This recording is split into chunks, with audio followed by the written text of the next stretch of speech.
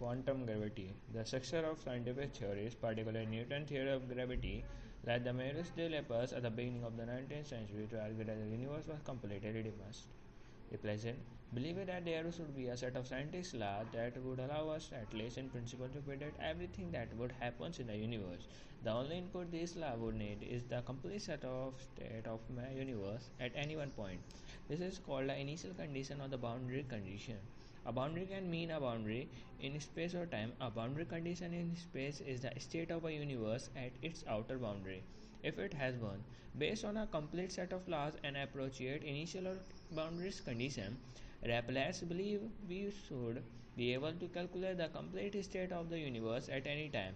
The requirement of initial condition is probably instantly obvious. Different states of being at present will obviously lead to different future states. The need for boundary conditions in space is a little more subtle, but the principle is the same. The equation on which physics or the physical theories are based can generally have very different solution, and you must rely on an initial or boundary condition to deduce which solution apply. It's a little like saying that you blank account or your bank account on large amounts going in and out of it. Whether you end up bankrupt or rich depend on only on the sum paid in and out, but also the boundary or initial conditions of how much was in the account to start with. If Laplace were right, then give a state of a universe at a present. These law would tell us the state of a universe in both of the future and the past. For example, given the positions and speed of the sun and the planet, we can say Newton's law to calculate the state of the universal or the solar system at any later or earlier time. But determinate seems fairly obvious in the case of planets. After all, astronomers are very accurate in their predictions of events such as eclipses. But Laplace went further to assume that there was similar law governing everything else, including human behavior. It is really possible for scientists to calculate what all our action will be in the future. A glass of water containing more than 10 to the power 24 moles cubes of 1 followed by 1 4 zeros. In practice, we can never hope to know that the state of each of these molecules, much less than the complete state of the universe or even of our bodies. Yet, to say that the universe is deterministic means that even if we do not have the brain power to do that calculation, our future are neverthelessly predictable. This doctrine of scientist determinism was strongly resisted by many peoples who felt that in fragrance God freedom to make the world run as we or as he say fit, but it remained a standard assumption of the science until the early years of the 20th century. One of the first indications that these beliefs how would have you to be evidence come when the British scientists Lord Rayleigh and Sir James Jeans calculated the amount of black body radiation that a hot object such as a star must radiate. According to the law we believe at the time, a hot body has to give also electromagnetic waves equally at all frequency. If this were true, then it would radiate an equal amount of energy in every color of the spectrum of visual light and for all frequencies of microwaves, radio waves, X-ray and so on. Recall that the freedom of a wave is a number of times per second that the wave oscillates up and down. This is the number of waves per second. Mathematically, for a hot body to give off wave equally at all frequency means that a hot body would radiate the same amount of energy in waves with frequency with zeros or 1 million waves per second as it does in waves, but with frequencies between 1 million and 2 million waves per second, 2 million and 3 million waves per second, or so forth. Going on forever, let's say that one unit of energy is radiated in waves with frequency between 0 and 1 million waves per second, and in waves with frequency between 1 million and 2 million waves per second, and so on. The total amount of energy radiates in all frequency would then to be the sum 1 plus 1 plus 1 plus going on forever. Since the number of waves per second in a wave is unlimited, the sum of energies is an unending sum. According to the reasoner, the total energy radiated should be infinity. In order to avoid this obviously ridiculous result, the German scientist Max Planck suggested in 1900 that light, X-ray and other electromagnetic waves would be given off only in certain discrete spectra, means he called quanta. Today, as mentioned, we call a quantum of light a photon. The higher the frequency of light, the greater its energy content. Therefore, all photons of any given color or frequency are identical. Planck's theory states that photons of different frequencies are different in that they carry a different amount of energy. This means that in quantum theory, the faintest light of any given color, the light carried by the single photons, has an energy content that depends on its color. For example, since violet color had twice the frequency of red color, one quantum of violet light has twice the energy content of one quantum of red light. Thus, the smallest possible bit of violet color energy is twice as large as the smallest possible bit of light red energy. How does this solve the black body problem? The smallest amount of electromagnetic energy a black body can emit is an given frequency is that carried by one photons of that frequency. The energy of a photon is greater at higher frequency, thus the smaller amount of energy a black body can emit is higher at higher frequency. At high enough frequencies, the amount of energy in giving a single quantum will be more than its body has available, in which has no light will be emitted, ending the previously unending sum. Thus, in Planck's theory, the radiation at high frequency would be reduced, so the rate at which the body loses energy will be finite. Solving the black body problem, the quantum hypothesis explains the observable state of emission of the radiation from hot bodies very well, but its implications for determination were not realized until 1926, when author German scientist Werner Hertzberg formulated his famous uncertainty principle. The uncertainty principle tells us that, contrary to relapsed beliefs, nature does impose limit on our ability to predict the future using scientific law. This is because in order to predict the future position and velocity of the particles, one has to be able to measure its initial state, that is, its present position and its velocity accurately. The obvious way to do this is to shine light on the particles. Some of the waves of light will saturate by the or just scattered by the particles. These can be detected by the observer and will indicate the particle position. However, light of a given wavelength has only limited sensitivity. You will not be able to determine the position of the particle more accurately than the distance between the waves crest of the light. Thus, in order to measure the position of the particles precisely, it is necessary to use light of a spot or the short wavelength and is on a high frequency. By Planck's quantum hypothesis, though you cannot use an arbitrary small amount of light, you have to use at least one quantum. Those energies higher at higher frequency. Thus, the more accurately you wish to measure the position of a particle, the more energetic the quantum of light you must shoot at it. According to quantum theory, even one quantum of light will distribute a particle, it will change its velocity in a way that cannot be predicted. And the more energetic the quantum of light you see or you use, the greater the likely disturbance. That means that for more precise measurement of position, when you will have to employ a more energetic quantum, the velocity of a particle will be distributed by the large amount. So the more accuracy you try to measure the position of the particle, the less accuracy you see measured its speed and vice versa. Hertzberg showed that the uncertainty in the position of a particle times the uncertainty in its velocity time, the mass of a particle can never be smaller than a certain fixed quantity. That means, for instance, if you have the uncertainty in position, you must double the uncertainty in velocity and vice versa. Nature forever constrains us to make or just making this trade-off. How bad is this trade-off? That depend on the numerical value of this certain fixed quantity we mentioned above. That quantity is known as Planck constant, and it is very tiny number. Because Planck's constant is so tiny, the effect of a trade-off of quantum energy or quantum theory is general, are like the effect of relativity, not directly noticeable in our daily life.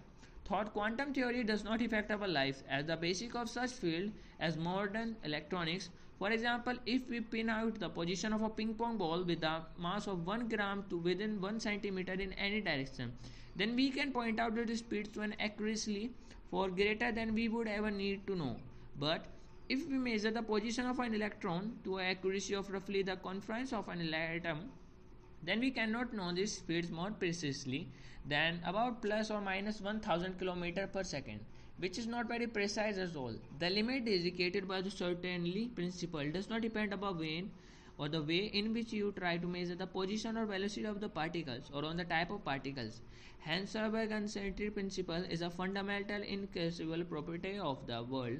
It has found that implication for the way in which we view the world. Even after the more than 70 years, these implications have not been fully appreciated by many philosophers and are still the subject of much controversy. The certainty principle signals an end to the ellipse dreams of a theory of science, a model of the universe that would be completely deterministic or the deterministic.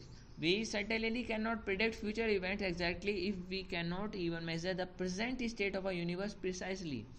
We could still imagine that there is a set of laws that determine events completely for some supernatural being who, unlike us, could observe the present state of a universe without distributing it.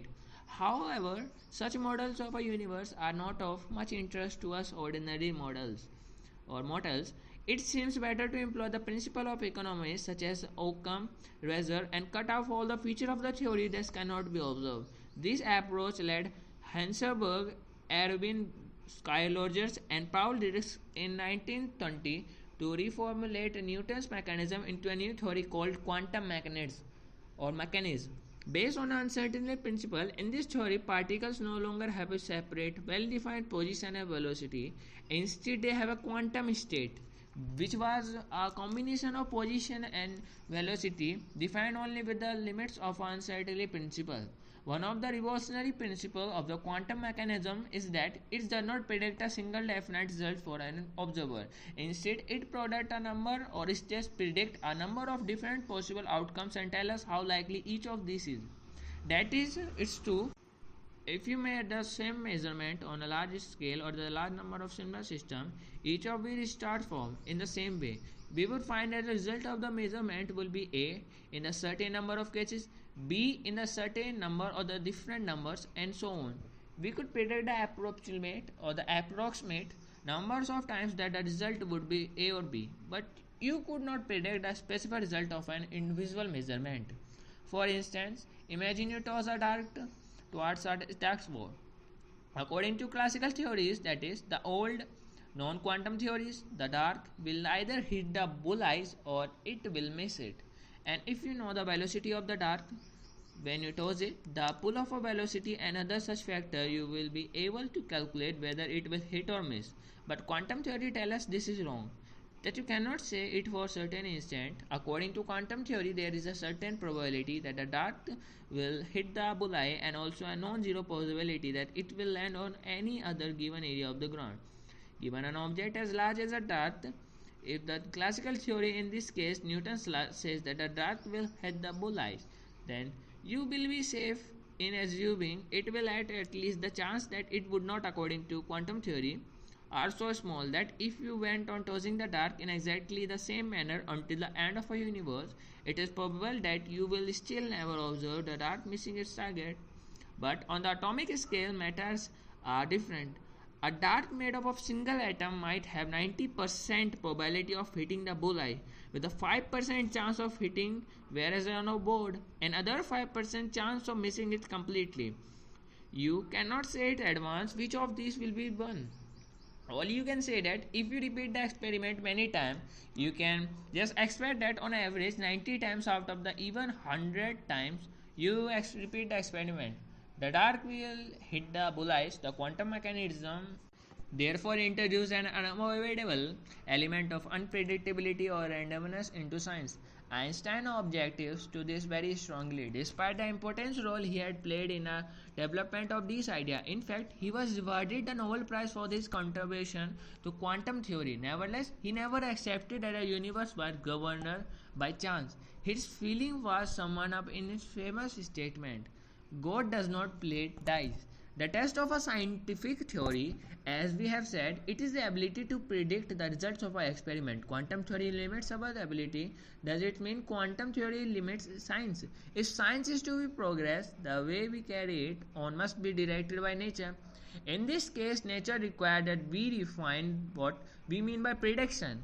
We may not be able to predict the outcome of the experiment exactly, but we can repeat the experiment many times and confirm that the various possible outcomes occurs with a probability predicted by Newton or just quantum theory. Despite this uncertainty principle, there is no need to give up on the belief in a goal or the world governed by physical law. In fact, in the end, most scientists were willing to accept quantum mechanism precisely because it agreed perfectly with experiment. One of the most important application or the implication of Heisenberg uncertainty principle is that particles behave in some respect like waves, as we have seen that do not have a definite position but are smattered or smeared out with a certain probability distribution. Equally, although light is made up of waves, think that Planck's quantum hypothesis also tell us that in some way lights behave as if it were composed of particles. It can be emitted or absorbed only in packets or quanta. In fact, the theory of quantum mechanism is based on an entirely new type of mathematics that no longer describes the real world in terms of either particles or waves. For some purposes, it is helpful to think of particles as wave, and for other purposes, it is better to think of wave as particles. But these ways of thinking are just convention. This is what physicians means when they say there is a durability or the durability between waves and particles in quantum mechanism. An important conclusion of wave-like behavior in quantum mechanism is that one can observe what is called interference between two sets of particles. Normally, interference is thought of a phenomena of waves, that is to say, when waves collide, the crest of one set of waves may coincide with the thoughts of the other set, in which the case the waves are said to be out of phase. If that happens, the two sets of waves then cancel each out rather than adding up to the strong wave. And one might accept a familiar example of interference of a case of light is the color that we often see in soap bubbles. These are caused by reflection of light from the one side or the two sides of the thin film of water forming the bubbles. White light consists of light waves of different wavelength or color. For certain wavelength, the crest of a wave deflected or thus reflected one side of the soap film coincide with the thoughts reflected from the other side.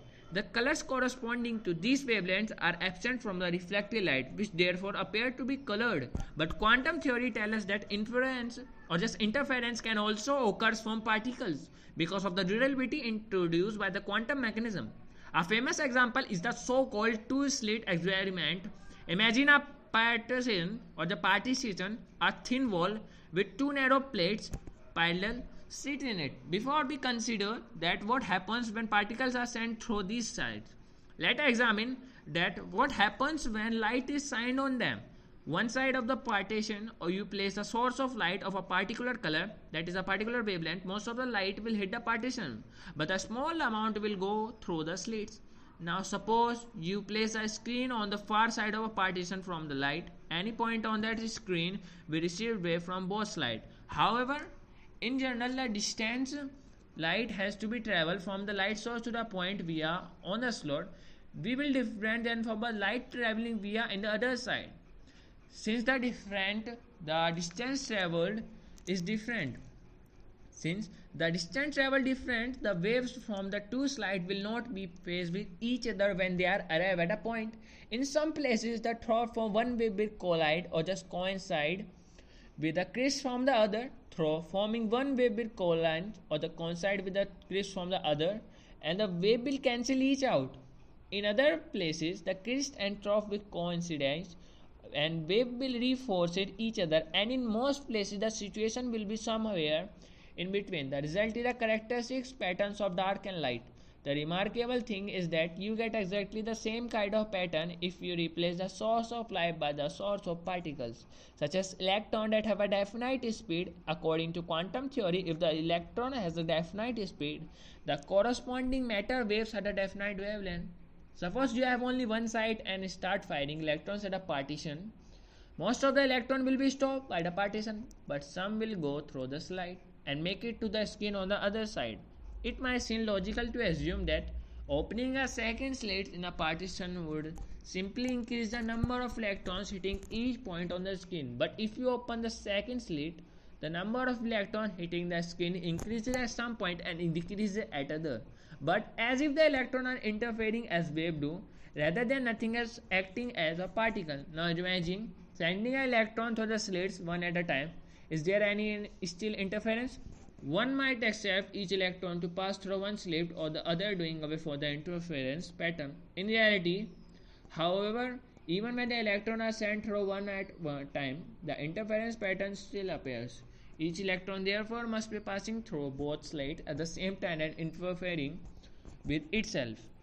The phenomena of interference between particles has been crucial to our understanding of the structure of atoms, the basic unit out of which we and everything around us are made of.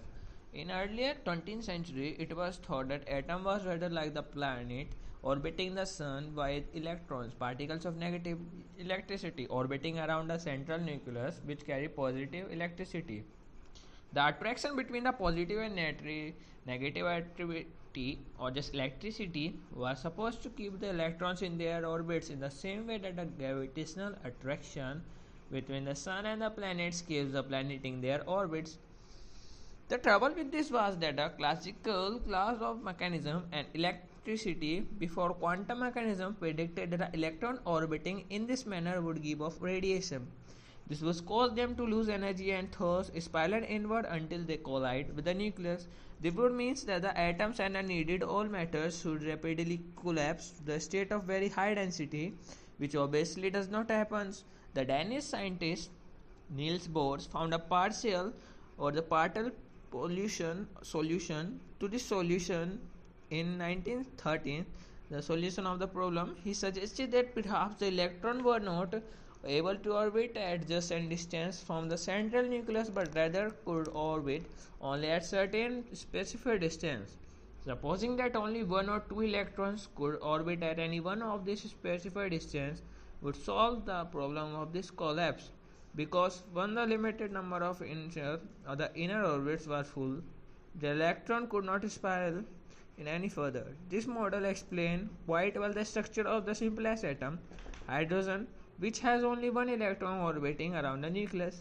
But it was not clear how to extend this model to more complicated atoms. Moreover, the idea of the limited set of allowed orbits seems like a mere band-aid. It was a trick that worked mathematically, but not one knew why nature could behave this way, or what deeper law, if any, it represented.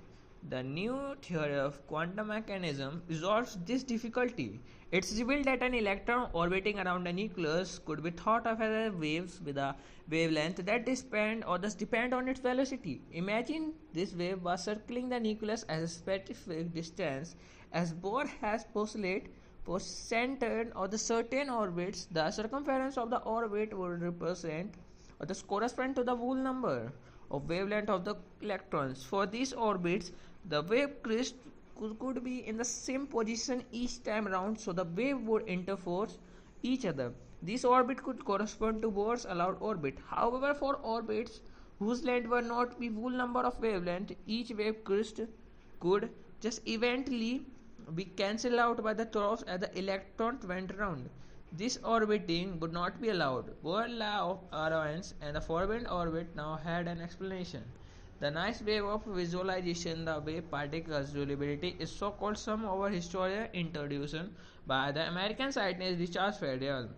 In this approach, a particle is not supposed to be a single history of the part in a space-time, as it was in a classical non-quantum theory. Instead, it is supposed to go from point A to point B at every possible path, with each path between A and B. Feynman associated a couple of numbers on representing the altitude, size, and wave. The other represent the phase, position in the cycle, and that whether it is a crest or a thrust or wherever in between. The probability of the going from A to B is found by adding up the waves from the path connecting A and B. In general, if we want to compare a set of neighboring paths, the phase or position in a circle will differ greatly. This means that the waves associated with this path will almost exactly cancel each other. However, for other same sets of neighboring paths, the phase will not vary much between paths, and the wave for these paths will not cancel out. Such path corresponding to Bohr's allowance orbiting. With this idea and cursor mathematical forming of the form, it was relatively straightforward to calculate the allowance orbiting in more complicated atoms and even in molecules, which are made up of a number of atoms held together by electrons in orbiting that go around more than one nucleus. Since the structure of molecules and other reactions with each other underlie all the chemistry and biological quantum mechanics allowance and the principle to predict nearly everything we see around us. Within the limits set by the certainty principle in practice, however, we cannot solve the equation for any atom besides the simplest one, hydrogen, which has only one electron, and we approximation and compute to analyze more complicated atoms and molecules. Quantum theory has been an understandingly successful theory and underlies nearly all of the modern science and technology. It governs the behavior of translatory and integrated circuits, which are the initial components of electronic devices such as television and computer. And it is also the basic of modern chemistry and biology, the only areas of physical science into which quantum mechanism has not yet been properly incorporated are gravity and a large scale structure of the universe. Einstein's general theory of relativity, as noted earlier, does not take account of the uncertainty principle of quantum mechanism as it was consistently with other theories. As we say in this, we already know the general relativity must be altered by predicting point of infinity distance or density means general theory predicted its own downfall just as classical mechanics predicted its downfall by suggesting that black bodies should radiate infinite energy or that atom could collapse to infinite density. And as with classical mechanism, we hope to eliminate this unacceptable singularity by making classical general relativity into the quantum theory. That is, by creating a quantum theory of relativity, just created a quantum theory of gravity. If general relativity is wrong, why have all an experiment thus far exported it? The reason that we cannot yet notice any discrepancy with observation is that all the gravitational field that was normally experiments are very weak. But as we have seen, the gravitational field should get very strong when all the matters and energy in the universe are sequenced into a small volume in the earlier universe. In the presence of a such strong field, the effect of quantum theory should be important. Although we do not yet possess a quantum theory of relativity, we do know a number of features we believe in it so. One is that if we should cooperate Ferdinand's proposal to formulate quantum theory in terms of a sum over histories, a further feature that we believe thus be part of our ultimate theory in Einstein ideas that a gravitational field is represented by curved spacetime. Particles try to follow the nearest things to the straight path in a curved line. But because space-time is not flat, their part appears to be bent, and if by a gravitational field when we apply Feynman's law sum over histories to Einstein's view of gravity, the analogous of the theory of the particle is now a complete curved space-time that represents the history of the whole universe.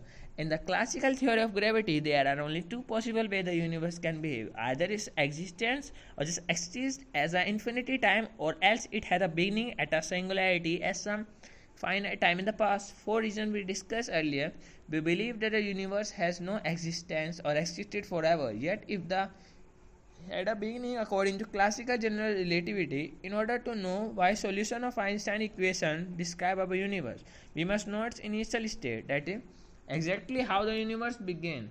God may have originally decreed the laws of nature, but it appears that he has since left the universe to evolve according to them, does not know interference in it. How did he choose the initial state of configuration of the universe? What were the boundaries conditions at the beginning of time? In general relativity, that in the problem, because classical general relativity breaks down at the beginning of the universe. In the quantum theory of relativity, the quantum theory of gravity, on the other hand, a new possibility arises that, if true, would remedy this problem. In the quantum theory, it is possible for space-time to be infinite or just finite in extent and yet to have no singularities that found a boundary or edge. Space-time would be like a surface of Earth, only with two more dimensions as we pointed out before. If we keep traveling in a certain direction on the surface of Earth, we will never come up against an impassable barrier or fall over the edges, but eventually come back to the where we start without running into the singularity. Or if this turn out of the case, then the quantum theory of gravity has opened up a new possibility in which there should be no singularity, in which the laws of science broke down. If there is no boundary to space-time, there is no need to signify the behavior at a boundary. We need to know that the initial state of our universe, there is no edge of space-time in which we know have to time-space. So, there is no edge of time-space at which we have to appeal to the God or any new laws to set a boundaries condition for space-time. We should say the boundary condition of the universe is that it has no boundary. The universe could be completely self-contained and not affected by any outside itself. It should be neither created nor destroyed. It would be. It would just be. As long as we believe the universe has a beginning, the role of the creator seems clear. But if the universe is really completely self-contained, having no boundaries or edge, having neither beginning nor end,